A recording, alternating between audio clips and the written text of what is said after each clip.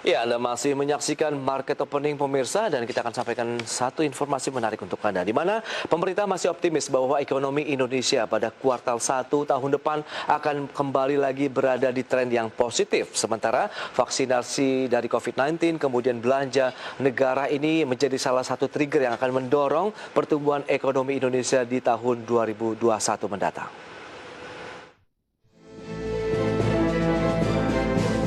Pemerintah dalam hal ini Kementerian Keuangan meyakini ekonomi Indonesia pada kuartal 1 tahun 2021 ekonomi bisa masuk kembali dalam zona positif.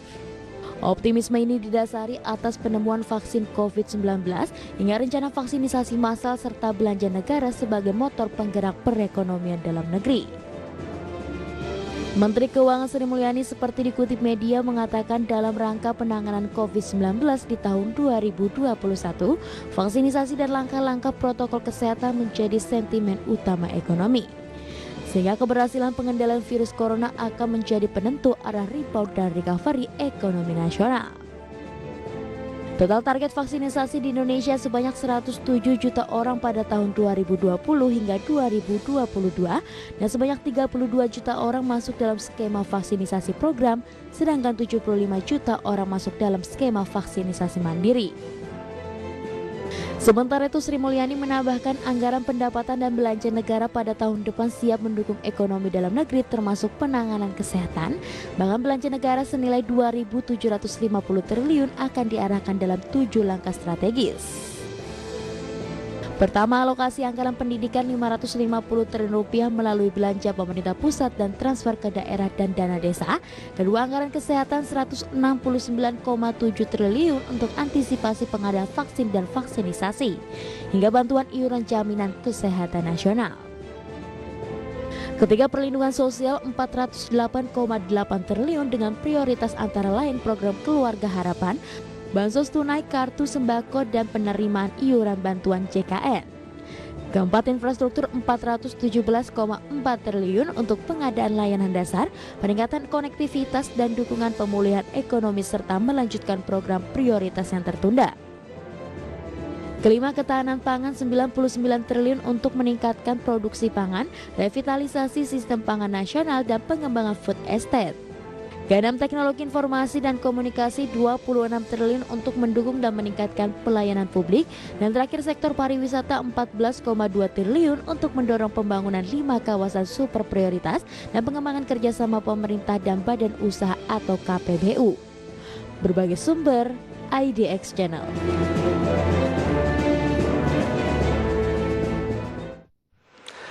Baik pemirsa, kita akan lanjutkan kembali perbincangan yang menarik ini dengan Mas Andre. Ya, Mas Andre, kita akan sampaikan kembali nih dengan beberapa informasi yang sudah kita sampaikan sebelumnya, di mana sektor perbankan setelah adanya merger dari Bank Syariah ini apakah masih menjadi pilihan yang menarik untuk menjadi bagian dari portofolio bagi para investor maupun traders ya di sepanjang perjalanan hari ini, mengingat kenaikannya sudah cukup luar biasa begitu. Apakah memang masih ada tersisa cuan yang bisa diraih? Silakan. Kalau saya personal sudah sangat suka ya, karena evaluasi juga sudah di atas sekaligus trio, kemudian juga dinaikkan sudah tinggi, jadi kelihatan upside ini kalau misalkan upside mungkin sekitar ya mungkin bisa 10%, tapi risiko ke bawahnya juga tinggi gitu. Jadi menurut saya riset reportnya sangat bagus ya untuk pihak sekarang. Mungkin kalau koreksi mungkin bisa menarik, tapi untuk saat upside mungkin downside risk yang lebih besar dibandingin upside-nya.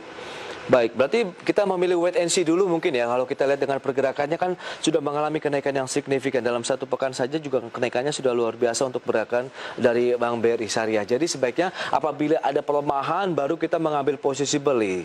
Begitu Mas? Saya sendiri menyarankan jadi kalau koreksi 3%, saya juga secara personal juga sangat tertarik ya, kenapa sudah jauh tinggi. Kalau dari Mas Andre sendiri begitu melihat dengan potensi yang ada RHB Sekuritas untuk pergerakan dari BRIS ini, potensial upside-nya bisa melaju searah dan sejauh mana begitu Mas? Kalau saya lihat sudah tipis banget ya, mungkin 10% lagi, menurut saya sudah tinggi, jadi ini jauh lebih banyak. Oh, masih ada tersisa ruang ya, meskipun kenaikannya sudah luar biasa begitu kalau kita lihat dari BRIS. downside-nya bukan upgrade. Oh, cenderung masih ada pelemahan begitu. Betul, saya melihat ada pelemahan, risikonya jauh lebih besar. Oke. Entry level mungkin yang bisa Anda sarankan untuk masuk di BRIS bagi mereka yang ketinggalan begitu. Masih ada kesempatan tidak nih? Saya sih personal view tidak sarankan ya mengejar sahamnya sudah naik 400%. Oke. Baik, tidak disarankan. Oke, tapi kalau kita cermati dengan sektor perbankan secara umum yang sudah mulai dikoleksi oleh investor asing begitu dan kemudian domestik juga banyak yang sudah memiliki portofolio dari perbankan, baik yang syariah ataupun konvensional. Bagaimana strategi yang harus mereka terapkan menyikapi keadaan dari pergerakan indeks yang ada peluang untuk masih melaju ke level 6 ribuan?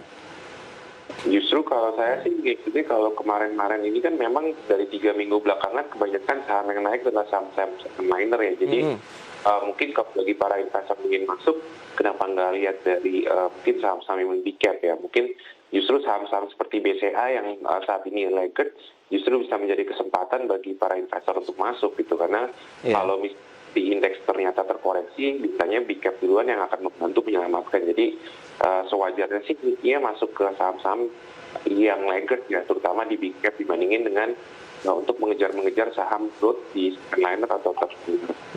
Baik, Bank BCA kita lihat pre-opening hari ini sudah naik hampir 1%, 0,97% ini.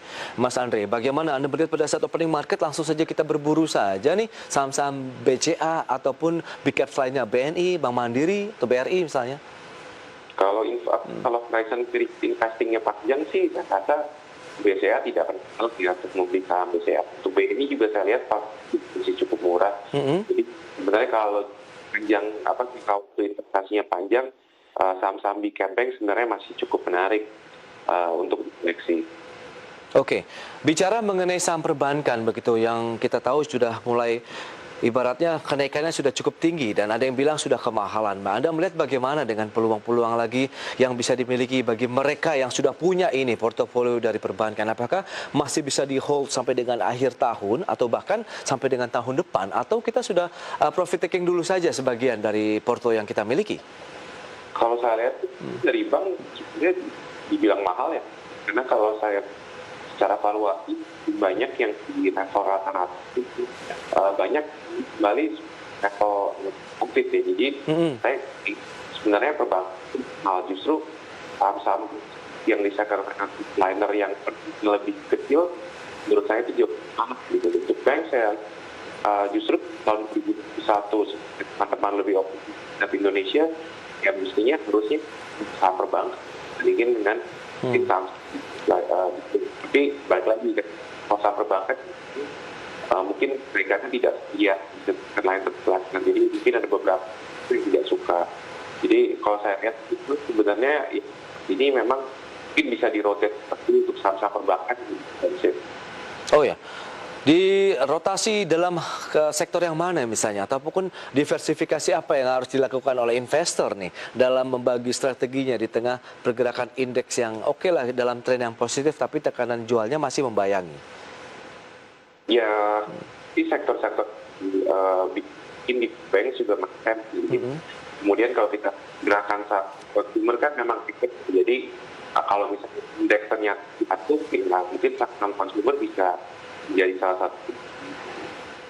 Oke, konsumer bisa menjadi pilihan ya. Apa saja yang ada di dalamnya, emiten-emiten dari sektor konsumer yang bisa menjadi pilihan bagi para investor pada perdagangan hari ini. Kita akan bahas nanti di segmen berikutnya Mas Andre. Kita akan jeda kembali sebentar.